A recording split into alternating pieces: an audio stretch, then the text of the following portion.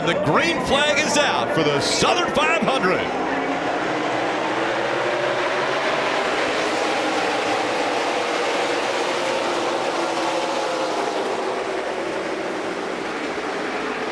Coal City William Byron chose that inside line, but that outside holding on really strong here and seems to be in the preferred position on corner exit.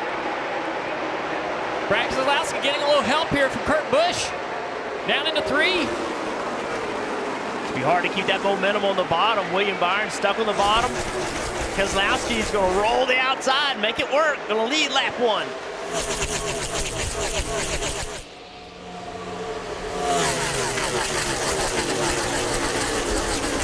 Sit on the pole, you want to lead that first lap. Now let's see how aggressive William Byron goes back out at Brad.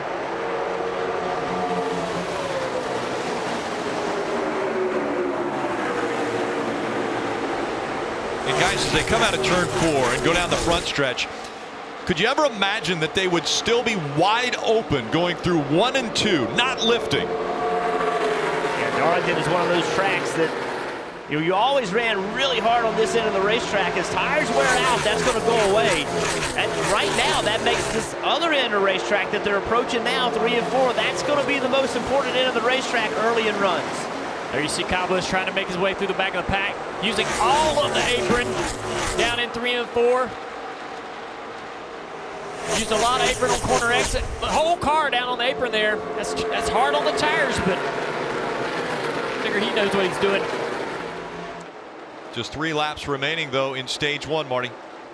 Yes, coming to the end of stage 1, Rick, and that 42 car of Kyle Larson. He told Chad Johnson a moment ago, car much better. Still 2-3 off of turn 2. And if you'll notice, Jeff, he hasn't run that super high line yet. He's being very patient. A little bit further off the wall. Kyle Larson not willing to go as high as he can go to get all the speed out of that 42 yet. Chase Elliott falling back to the clutches of Brad Keselowski. Denny Hamlin looking on. Battle for 5th, 6th, and 7th position. Brad trying to look a little lower, looking for a little clean air on that 9 car. Oh, it cost him a lot of time off turn 2 here. Here comes Denny Hamlin to the inside. Hamlin's going to take the spot away from Keselowski.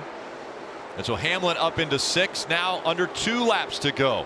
What a run now for Chip Ganassi Racing. Kurt Busch out front in the 1, and Kyle Larson running 3rd in that 42.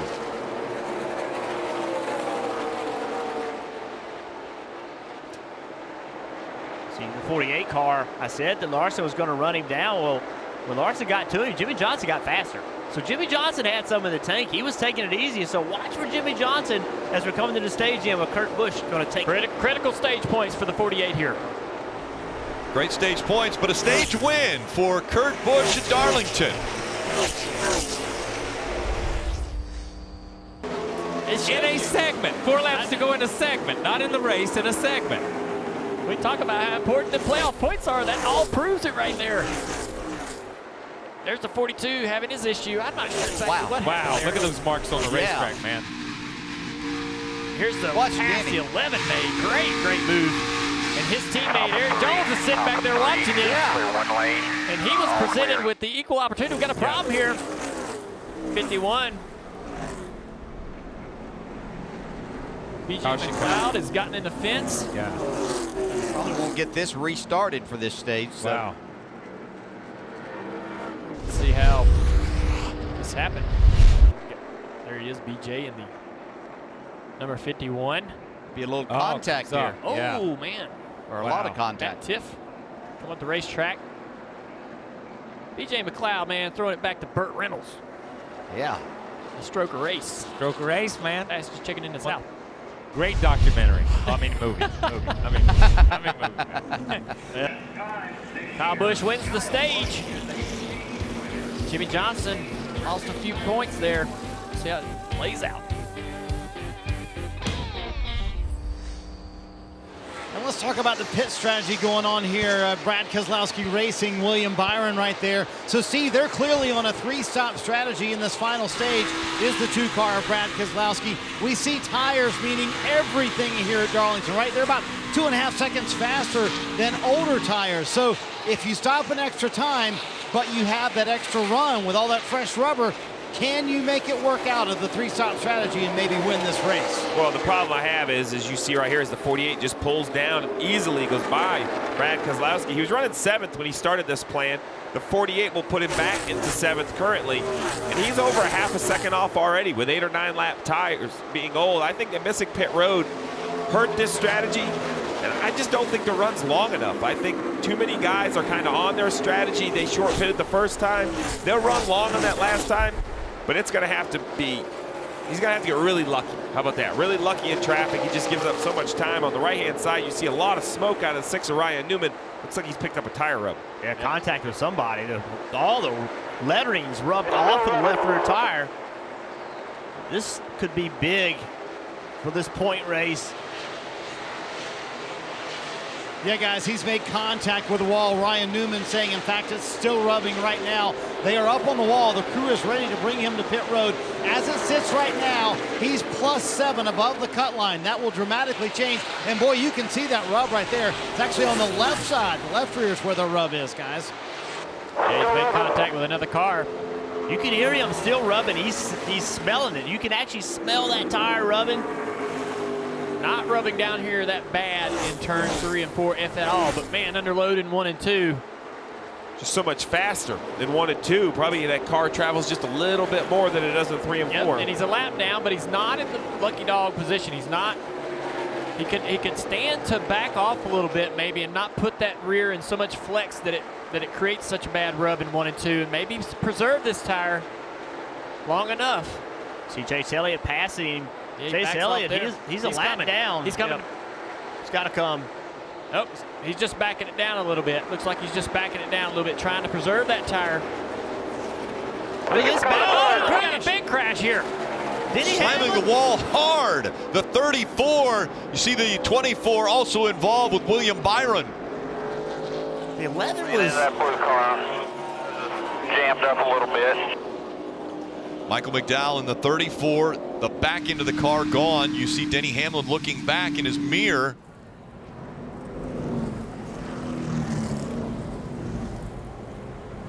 Man, I can't wait to see what caused this. A lot going on over there. Blue tires.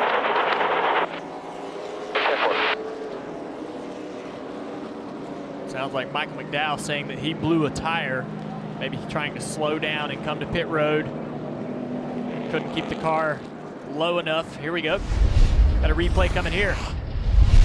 So keep an eye on that. Daniel Hemrick right there has a flat tire. He's trying to get out of the way, loses control of his car. Denny Hamlin makes heavy contact. The one of Kurt Busch in the wall. William Byron with some contact. Here you go, riding along with Denny Hamlin. Get low, get low, get low, get low. Still green. Come on, wait. That is hard contact for Denny on the left front. William Byron with contact. A lot of good cars in this wreck. Look at the 48. Jimmy Johnson as well. There's nowhere to go.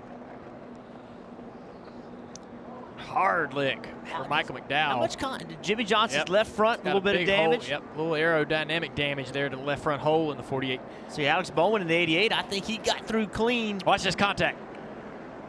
Safer barrier, flexing right there. Knocks a real clip down on that car really hard.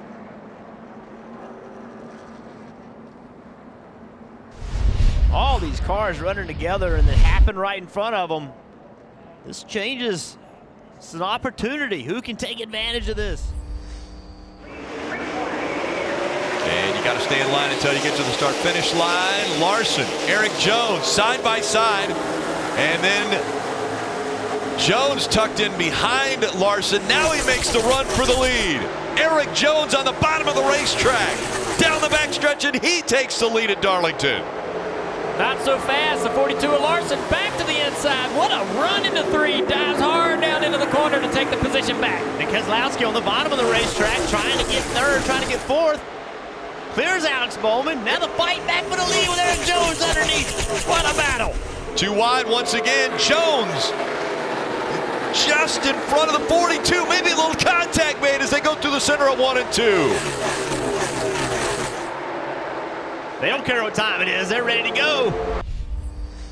Kyle Busch has found something. He's got a little bit more speed, getting a little bit closer. Looks like they're both closing in on your leader a little bit here. Erik Jones not having the best couple of laps here. He's going to have to try to settle in. And Erik Jones doesn't want to see the cars in front. Joey Logano's the last car in the lead lap, so I'm sure he's going to race him and just not pull over like some of the nicer lap cars have done. He has too much to give up. He's going to have to race this 20.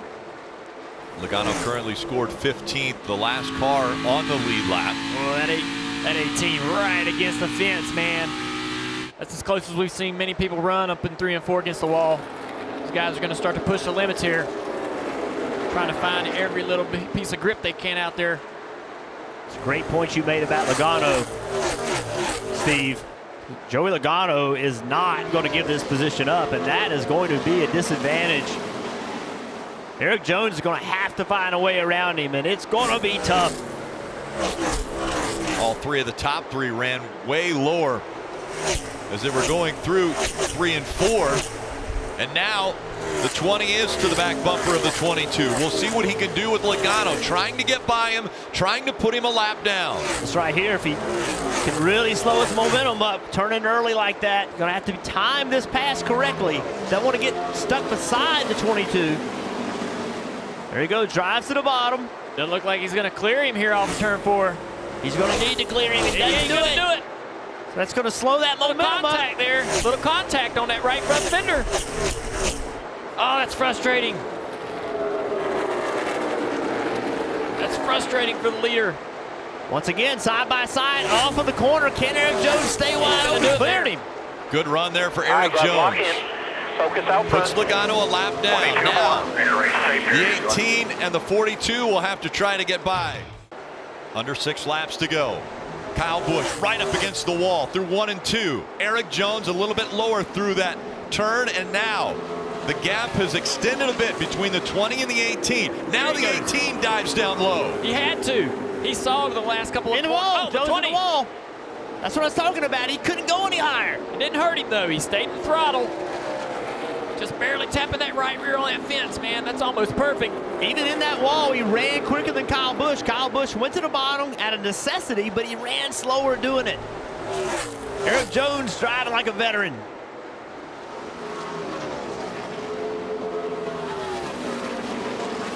Cannot make a mistake.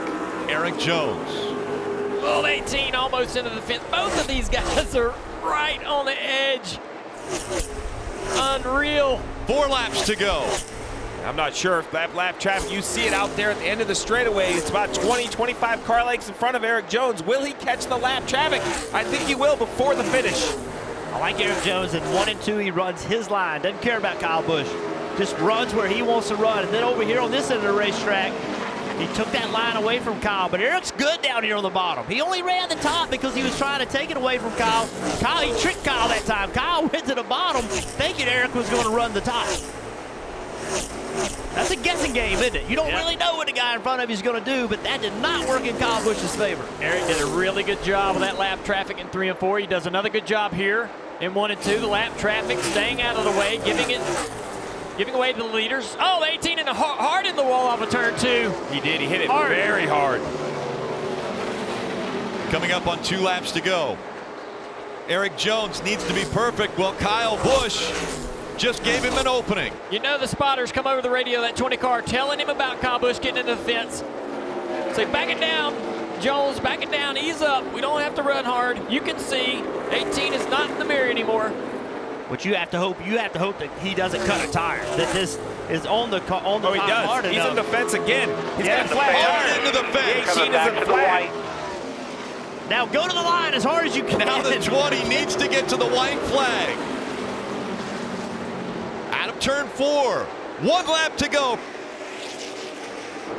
All right, he's got to get around White here. flag. One more time, brother. All clear. And Kyle Busch is in big trouble in the wall all the way down the front straightaway. That's true. There could be some debris. Look at the 20.